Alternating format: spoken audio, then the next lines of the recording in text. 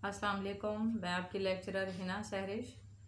आज कुरान पाक सूरत अल-बकरा आयत करीमा नंबर 89 से नया सबक लेके हाजिर खिदमत हूँ। औज़ु बिल्लाहि मिनश शैतानिर रजीम, बिस्मिल्लाहिर्रहमानिर्रहीम। सबसे पहले तिलावत कर लेती हूँ इस आयत करीमा की। वलम्मा जाअहुम किताबुन मिन इंदिल्लाहि मुसद्दिकुन लिमा मअहुम वकानू मिन क़ब्लु यस्तफ्तिहूना अलल्लज़ीना कफ़रू फलम्मा जाअहुम मा अरफू कफरू बिही फलअनतुल्लाहि अलल काफिरीन। अब यहाँ पर बात हो रही है बनी इसराइल वालों की कि जिनको नबी आकर बताते थे कि एक आखिरी नबी आने वाला है जिससे अल्लाह रब्बुल इज़्ज़त हम सबको इज़्ज़तें और फ़तह अता करेगा। और अब जब वो आखिरी नबी आ गया तो अल्लाह रब्बुल इज़्ज़त फरमाता है कि तुम उसको झुटलाने वाले बन गए, उसकी किताब से इनकारी बन गए। इसका तर्जुमा इस तरह से है, और उनके पास जब अल्लाह ताला की किताब और उनकी किताब को सच्चा करने वाली आए, हालांकि पहले ये खुद इसके ज़रिए काफरों पर फतह चाहते थे, तो बावजूद सच आ जाने और बावजूद पहचान लेने के फिर कुफ्र करने लगे। अल्लाह ताला की लानत हो काफरों पर। आयत करीमा नंबर 90। बिइसा मश्तरऊ बिही अनफुसहुम अन यकफुरू बिमा अंज़लल्लाहु बग़यन अन युनज़्ज़िलल्लाहु मिन फ़ज़लिही अला मन यशाउ मिन इबादिही फबाऊ बिग़ज़बिन अला ग़ज़ब वलिलकाफ़िरीन अज़ाबुन मुहीन। अब इनको जो बहुत बुरी बात लग रही है वो ये कि स्पेशल नबी पाक सल्लल्लाहु अलैहि वसल्लम को क्यों किया गया।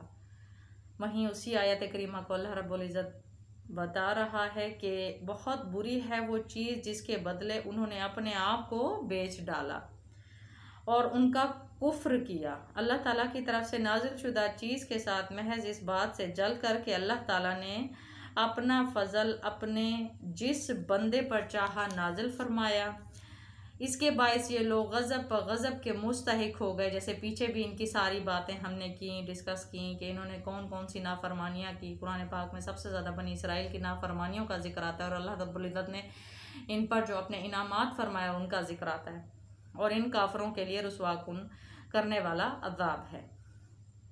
आयत करीमा नंबर 91। वइज़ा क़ीला लहुम आमिनू बिमा अंज़लल्लाहु क़ालू नुअमिनु बिमा उन्ज़िला अलैना व यकफ़ुरूना बिमा वराअहु व हुवल हक़्क़ु मुसद्दिक़न लिमा मअहुम कुल फ़लिम तक़्तुलूना अंबिया अल्लाहि मिन क़ब्लु इन कुन्तुम मुमिनीन। और जब उनसे कहा जाता है कि अल्लाह ताला की उतारी हुई किताब पर ईमान लाओ, तो कह देते हैं जो हम पर उतारी गई उस पर हमारा ईमान है। यानी अपनी तौरात की बात कर रहे हैं कि हमारा उस पर तो ईमान है, हम कुरान पाक पर कैसे ईमान लाएं। तौबा नऊज़ बिल्लाह। हालांकि इसके बाद वाली के साथ जो उनकी किताब की तस्दीक करने वाली है कुरान पाक फुरकान हमीद, कुफ्र करते हैं। अच्छा, उनसे तो ये तो दरियाफ्त करें कि अगर तुम्हारा ईमान पहली किताबों पर है तो फिर तुमने अगले अंबिया को क्यों कत्ल किया।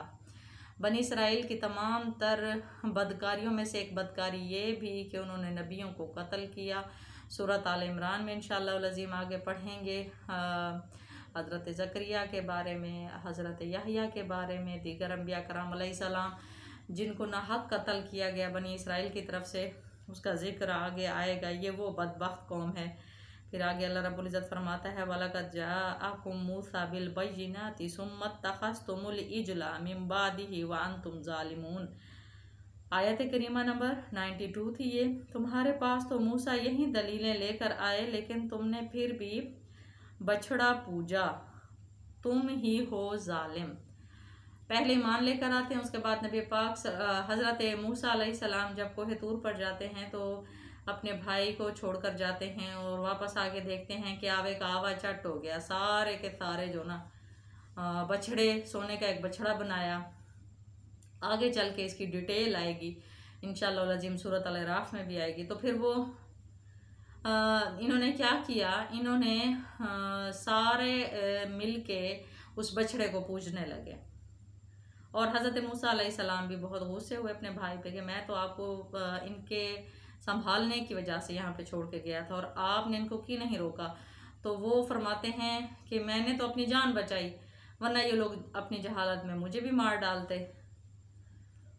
तो वही बात होती है, वइज़ा ख़ज़ना मीसाकाकुम व रफ़अना फ़ौक़कुमुत-तूर ख़ुज़ू मा आतैनाकुम बिक़ुव्वतिन वस्मा क़ालू समिअना व असैना व उशरिबू फ़ी क़ुलूबिहिमुल इज्ला बिकुफ़्रिहिम क़ुल बि'सा मा यअमुरुकुम बिही ईमानुकुम इन कुंतुम मुअमिनीन। जब हमने तुमसे वादा लिया और तुम पर तूर को खड़ा कर दिया और कह दिया कि हमारी दी हुई चीज़ को मजबूत थामो, यानी अल्लाह के अहकामात को मजबूती से थामो और सुनो, तो उन्होंने कहा कि हमने सुना और नाफरमानी की। ना हमने सुना हमने सुना और नाफरमानी की, और उनके दिलों में बछड़े की मोहब्बत गोया डाल दी गई, पिला दी गई बसबब उनके कुफर के। उनसे कह दीजिए कि तुम्हारा ईमान तुम्हें बुरा हुक्म दे रहा है अगर तुम मोमिन हो। एक तो मोहब्बत खुद ऐसी चीज़ होती है कि इंसान को अंधा और बहरा बना देती है। इसी तरीके से उशरिबू यानी अल्लाह रब्बुल इज़्ज़त फरमा दिया, इनको इनके नफ्स का गुलाम इस कदर बना दिया कि इनकी ख्वाहिशात इनको पिला दी गई। इस ताबीर से कुरान पाक में ये लफ्ज़ आया। अब जी यानी असियान बछड़े की मोहब्बत और इबादत की वजह से वो कुफ्र था जो उनके दिलों में गिर चुका था। और फिर अगली आयत करीमा की तरफ भी आते हैं, या मेरा ख्याल से आज के लिए इतनी काफ़ी हैं। 93 काफ़ी हैं, 93 तक इंशाअल्लाह लज़ीम फिर आगे अल्लाह के हुक्म से नए लेक्चर के साथ हाजिर होंगी। तब तक के लिए अस्सलाम वालेकुम।